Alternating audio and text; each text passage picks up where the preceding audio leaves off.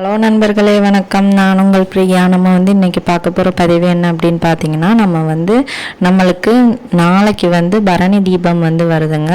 அதை பற்றின நிறைய பதிவுகளை நீங்கள் பார்த்துட்டு வந்துட்ருப்பீங்க. ஸோ பரணி தீபம் நம்ம எதுக்காக ஏற்றுறோம் அப்படின்னா, நம்மளோட முன்னோர்களுக்காக தான். அந்த பஞ்சபூதங்களை அடிப்படையாக கொண்டு தான் இந்த பரணி தீபம் ஏற்றப்படுது. எப்படி நிலம், நீர், காற்று, ஆகாயம், இந்த மாதிரி நம்மளுக்கு 5 பஞ்சபூதங்கள் இருக்குதோ அதை அடிப்படையாக கொண்டு தான் நம்ம இந்த பரணி தீபத்தை ஏற்றோம். இந்த பரணி தீபம் வீடுகளில் எதுக்காக ஏற்றப்படுது அப்படின்னா, நம்ம யமதர்மன்கிட்ட நம்ம நம்மளோட பித்ருக்களை அவங்க அதாவது நம்மளோட முன்னோர்களை அவங்க தொந்தரவு செய்யாமல் இருக்கணும். அதே மாதிரி முன்னோர்கள் போகிற பாதை இருட்டாக இருக்குமா, அதுக்காகவும் அவங்களுக்கு ஒரு நல்ல வெளிச்சத்தை கொடுக்கணுங்கிறதுக்காகவும் தான் இந்த பரணி தீபம் ஏற்றப்படுதுங்கிறது அடிப்படையாக சொல்லப்படுது. இப்படி ஏற்றக்கூடிய இந்த பரணி தீபம் நம்மளுக்கு நம்ம வீட்டில் நாளைக்கு நம்ம மாலை 6 மணிக்கு மேலே ஏற்றினோம் அப்படின்னா நம்மளுக்கு நல்ல ஒரு பலன் கிடைக்கும் அப்படின்னு சொல்லப்படுது. நம்மளோட முன்னோர்கள் ஆசையும் நம்மளுக்கு நம்மளோட முன்னோர்களை இந்த யமதர்மனும் எந்த தொந்தரவும் செய்ய மாட்டாங்க அப்படிங்கிறதுக்காக யமதர்மனை ஏற்ற சொன்ன விளக்கு தான் இந்த பரணி தீபமா. அந்த பரணி நட்சத்திரம் நாளைக்கு எப்போ வருது அப்படின்னு பார்த்தீங்கன்னா, 4:30 மணிலேருந்து மறுநாள் காலை 6 மணி, அதாவது 13ஆம் தேதி திருக்கார்த்திகை அன்னைக்கு காலையில் 6 மணி வரைக்கும் இந்த பரணி நட்சத்திரம் இருக்குதுங்க.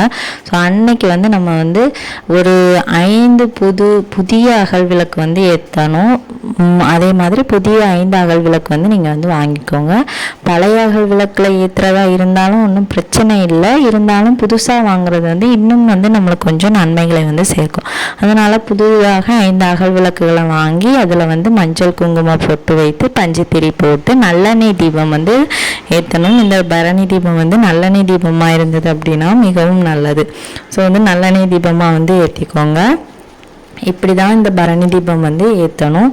அதுக்கப்புறமா இதே தீபம் திருவண்ணாமலையில் மறுநாள் காலை 4 மணிக்கு விடிய காலம் ஏற்றுவாங்க. திருவண்ணாமலையிலையும் இந்த பரணி தீபம் நந்திகேஸ்வரர்கிட்ட கண்டிப்பாக ஏற்றி வைப்பாங்க. இதுவும் நம்ம எல்லாருக்குமே தெரிஞ்ச ஒரு விஷயமாகத்தான் இருக்கும். ஸோ இந்த பரணி தீபம் முடிஞ்சதுக்கப்புறமா நம்மளுக்கு மறுநாள் கார்த்திகை தீபம் வருது. ஸோ இந்த பரணி தீபம் அன்னைக்கு நம்மளுக்கு வியாழக்கிழமை இது வரதுனால, இந்த வியாழக்கிழமை உங்கள் எல்லாருக்குமே தெரியும் குரு பகவானுக்கு உகந்த நாள். அன்னைக்கு குரு பகவானோட அதிபதி நம்மளோட முருகர் தான். ஸோ முருகருக்கும் அன்னைக்கு உகந்த நாள். நான் சொல்லக்கூடிய இந்த ஒரு விளக்கேற்ற முறையை நீங்கள் ஏற்றி வைத்தீங்க அப்படின்னா உங்களுக்கு குரு பகவானோட ஆசையும் கிடைக்கும். அதே போல் முருகப்பெருமானோட ஆசையும் கிடைக்குங்க. உங்களுக்கு தமிழ் கடவுளாகி நம்ம முருகப்பெருமானை பிடிக்கும் அப்படின்னா மறக்காமல் ஓம் சரவண பகவான் சொல்லிட்டு ஒரு கமெண்ட் மட்டும் போஸ்ட் பண்ணுங்கள்.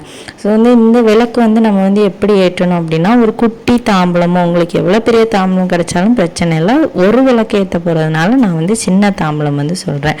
ஒரு தாம்பலம் கிடைச்சதுன்னா எடுத்து வச்சுக்கோங்க. அந்த தாம்பலத்தில் மஞ்சள் குங்குமம் போட்டு வச்சுக்கோங்க. 6 வெள்ளை நிற கொண்டக்கடலை, 6 மறந்துடாதீங்க, 6 வெள்ளை நிற கொண்டக்கடலை. இந்த கொண்டக்கடலையை நீங்கள் நல்லா கழுகி சுத்தம் பண்ணி எடுத்து வச்சுக்கோங்க.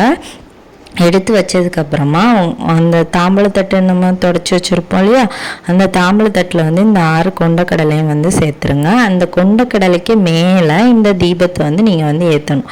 இந்த கொண்டக்கடலையை அந்த தாம்பழத்தட்டில் போட்டு அதுக்கு மேலே இந்த ஒரே ஒரு அகல் தீபம் நீங்கள் ஏற்றுனீங்கன்னா கட்டாயமாக உங்களுக்கு முருகப்பெருமானோட அருளும் கிடைக்கும். அதே மாதிரி குரு பகவானோட அருளும் கிடைக்கும். இந்த கொண்டக்கடலைக்கு மேலே இந்த அகல் தீபத்தை வைத்து நெய் தீபம் கட்டாயமாக நீங்கள் ஏற்ற வேண்டும். பஞ்சுத்திரி போட்டு நெய் தீபம் ஏற்றுறது முருகப்பெருமானுக்கு மிகவும் சிறப்பு. ஸோ அதனால் நெய் தீபம் நம்ம ஏற்ற சொல்கிறோம். ஸோ இந்த நெய் தீபத்தை நீங்கள் இப்போ கிழக்கு முகமாக ஏற்றுறீங்க அப்படின்னா, கிழக்கு நோக்கி நீங்கள் இந்த தீபம் ஏற்றினீங்க அப்படின்னா உங்களோட கஷ்டங்கள் நீங்கும். மேற்கு நோக்கி இந்த தீபம் ஏற்றுனீங்க அப்படின்னா கடன் தொல்லை நீங்கும். வடக்கு திசை நோக்கி நீங்கள் இந்த தீபத்தை ஏற்றுனீங்க அப்படின்னா திருமண தடை நீங்கும். தெற்கு நோக்கி மட்டும் தீபம் கட்டாயமாக ஏற்றவே கூடாது. இந்த தீபம் யாருக்காக நம்ம ஏற்றுறோம் அப்படின்னா, கொண்டக்கடலை வந்து குரு பகவானுக்கு உகந்தது, நெய் தீபம் வந்து முருகப்பெருமானுக்கு உகந்தது. இவங்க 2 பேரையும் நினச்சி தான் நம்ம வந்து இந்த தீபம் போடுறோம்.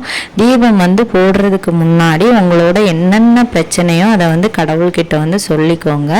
சொல்லிக்கிட்டு நீங்கள் வந்து முருகப்பெருமானுக்கு வந்து இந்த தீபத்தை போடுறதுனால உங்களுக்கு வந்து என்ன முருகப்பெருமானோட நாமம் வந்து தெரியுமோ அதை வந்து ஒரு 6 முறையோ இல்லை வந்து உங்களால் எவ்வளோ முறை சொல்ல முடியுமோ அவ்வளோ முறை சொல்லுங்கள். கட்டாயமாக 6 முறை வந்து கண்டிப்பாக நீங்கள் வந்து சொல்லியிருக்க வேண்டும். ஒன்றுமே இல்லை, சிம்பிளாக சொல்லிடலாம். ஓம் சரவணபவா சொல்லலாம், ஓம் முருகா போற்றி சொல்லலாம், கந்தா போற்றி, கடம்பா போற்றி, கதிர்வேலா போற்றி, இப்படி எண்ணிலடங்காத நாமங்கள் வந்து நம்மளோட தமிழ் கடவுளாகிய நம் முருகப்பெருமானுக்கு இருக்குதுங்க. உங்களுக்கு வந்து எந்த நாமத்தை சொல்லணும்னு தோணுதோ அந்த நாமத்தை வந்து சொல்லி நீங்கள் வந்து நாளைக்கு வந்து உங்களுக்கு வந்து தீர்க்க முடியாத பிரச்சனைகளை வந்து தீர்க்கிறதுக்கு உகந்த நாள். மறக்காமல் இதை வந்து ட்ரை பண்ணி பாருங்கள். இந்த ஒரு தீபமும், இந்த பரணி தீபத்துக்கு கூட இந்த ஒரு தீபம் ஏற்றுறதுனால கட்டாயமாக உங்களோட பிரச்சனைகள்லாம் வந்து தீரும். மறக்காமல் இதை வந்து நாளைக்கு வந்து ட்ரை பண்ணி பாருங்கள். இந்த பதிவு வந்து உங்களுக்கு உபயோகமாக இருந்துச்சு அப்படின்னா லைக் பண்ணுங்கள், ஷேர் பண்ணுங்கள். மறக்காமல் நம்ம சேனலை சப்ஸ்கிரைப் பண்ணி வச்சுக்கோங்க. இது போல் தகவல்களை நீங்கள் அடுத்தடுத்து பார்க்கலாம். இந்த வீடியோவின் முழு பதிவை பார்த்ததற்கு மிக்க நன்றி.